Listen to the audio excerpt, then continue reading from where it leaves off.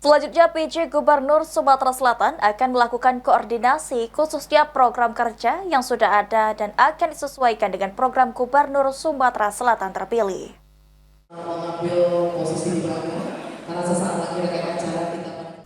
Pada tanggal 9 Januari 2025, KPU Sumatera Selatan secara resmi menetapkan pasangan Herman Deru dan Ci Ujang sebagai Gubernur dan Wakil Gubernur Sumsel terpilih periode 2025-2030.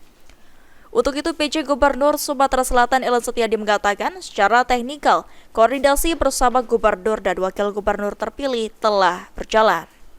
Menurut Ellen, pemerintah Provinsi Sumatera Selatan akan melakukan koordinasi terkait anggaran provinsi dan program kerja yang ada saat ini akan disesuaikan dengan program kerja dari pasangan Herman Deru dan Ci Ujang sebagai Gubernur dan Wakil Gubernur terpilih.